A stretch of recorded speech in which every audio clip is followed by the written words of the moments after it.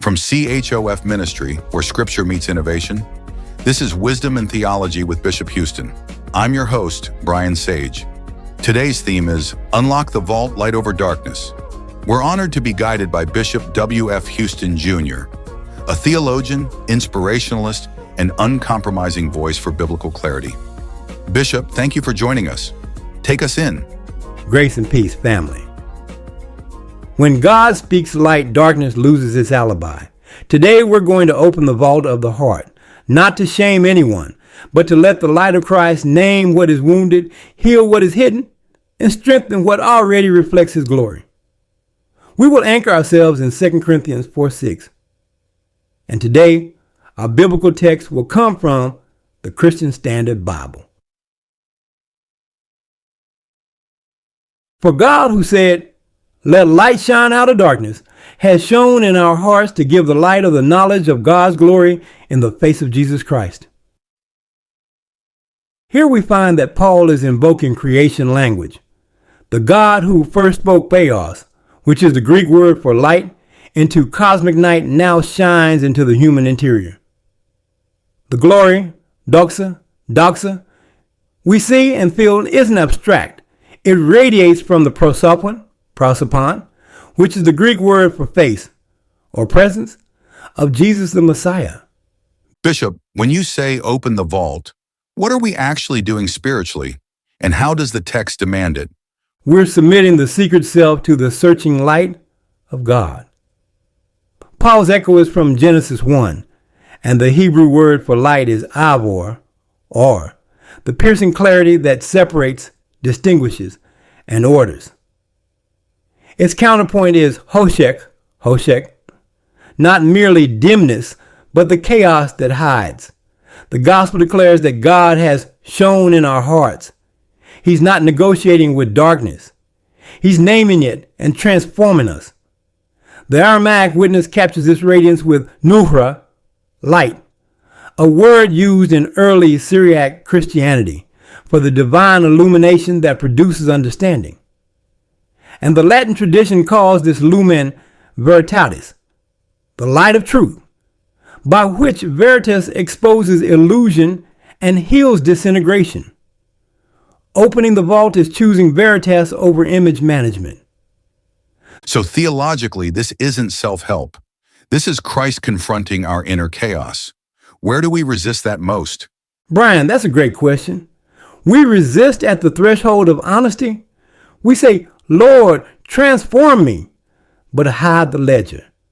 Yet transformation requires inventory. We meet the Lord at the gate of the heart, and we don't curate the tour.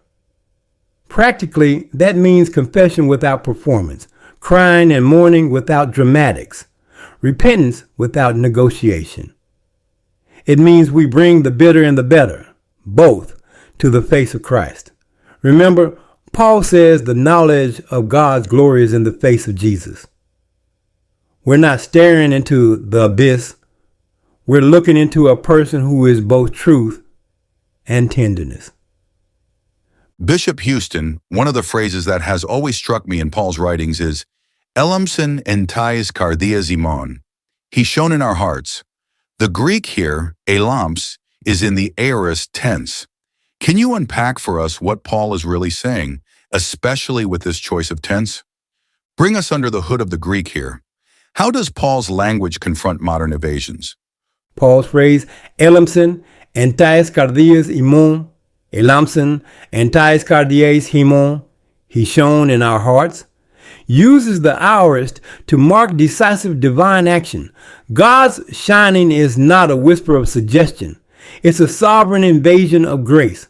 Gnosis, knowledge, isn't trivia. It's relational awareness born from encounter. And doxa isn't stage fog. It's weight, substance, God's moral beauty that reforms our loves. Where the culture offers curated authenticity, the gospel offers metanoia, mind and life turned toward the light. Let's ground this. Give us a real-world pathway where a believer moves from hiding to healing without theatrics. Let me think a little here. Okay, a few months ago, I was working with a young entrepreneur whose name I'll withhold for privacy's sake, who had a pattern of overcommitting and under-delivering. This wasn't a lack of skill or competence. The problem was fear. He feared being ordinary. We cracked the vault with scripture and brutal self-examination. He named the fear aloud and on paper, then presented it before God. We discovered a recurring theme connected to conditional approval that stems from early childhood experiences. We brought this into the light of Christ and practiced truth-telling in small, measurable steps. He permitted the Hebrew word or, meaning light, not merely physical brightness, but divine revelation, to reshape his calendar, his commitments, and his speech. No theatrics.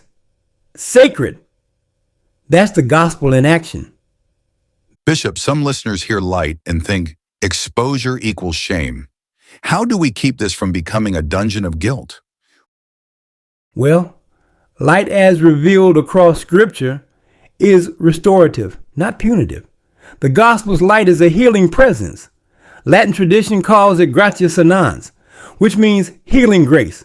In the Hebrew thought, the Lord's steadfast love, hesed, meets our crooked places.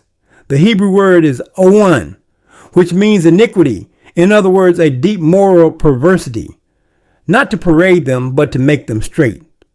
The Greek word, charis, does not excuse or cover over sin. It cures it at the root. In Aramaic imagery, God calls each one by name, never by our wound. The face of Jesus is not a searchlight looking for criminals. It's the lumen that gently restores the image of God in each person. Press us theologically one level deeper. What does this passage reveal about how God changes a person? Great question, Brian. Change is Christocentric illumination that produces integrated obedience. Notice Paul's movement, divine utterance, light, knowledge, glory, face of Christ. God's speech creates a moral environment where we can finally see. That seeing births knowing. True knowing yields worship, and worship reconfigures our will. In patristic terms, theosis describes participation in divine life. Not that we become God, but we're conformed to his likeness. The practical fruit is integrity. Words match works, and private life agrees with public confession. Bishop, you often condense a whole journey into one line. Give us a Wisdom Whispers quote for the vault. Okay, Brian, here's one for you. To galvanize your spiritual transformation, you must unlock the vault of your mind and look at your darkness. You get that? To galvanize your spiritual transformation, you must unlock the vault of your mind and look at your darkness.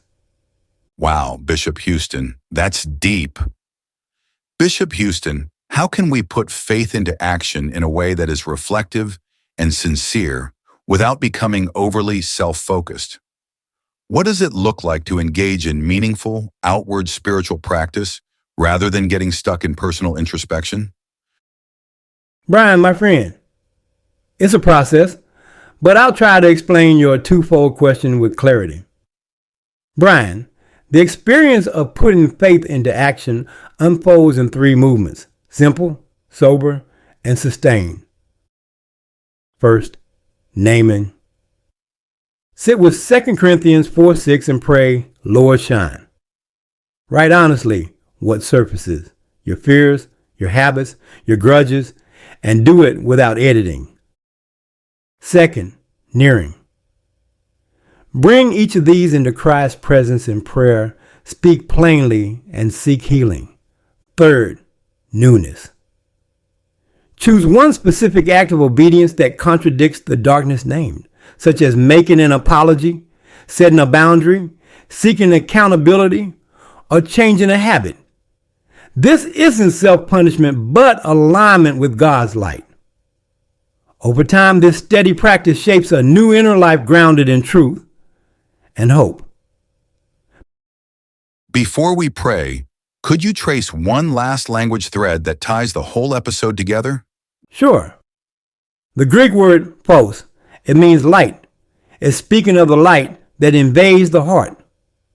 The Hebrew word avur, this Hebrew word distinguishes and it orders. The Aramaic word nuhra, this word speaks of illumination that births understanding. And in Latin, we have the Latin word veritas. Veritas grounds us in reality as lumen restores sight. Brian, all four streams converge in the face of Jesus.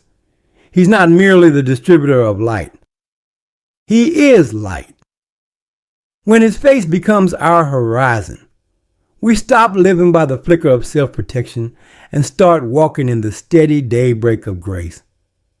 Bishop Houston, thank you so much. Family, this conversation has been both surgical and kind. We began with God who speaks light into chaos, and we've learned to open the vault without fear because the face we meet is mercy and truth together. Bishop, would you lead us where you always lead us? Let us go into the throne room of grace and mercy. Holy Father, in the name of Jesus Christ, we open our hearts to your searching, saving light. Speak phōs into our hidden rooms. Turn Hoshek into a place of testimony. Where shame held the keys, give us the courage to hand you the vault. Heal memories, reorder affections, and align our steps with your truth.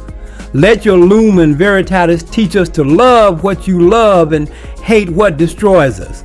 Form Christ in us until our words are clean, our motives are clear, and our lives become lamps for others. We yield the inventory, you author the restoration. To God be the glory. You've been listening to Wisdom and Theology with Bishop Houston from CHOF Ministry, advancing God's kingdom through innovative education and transformation.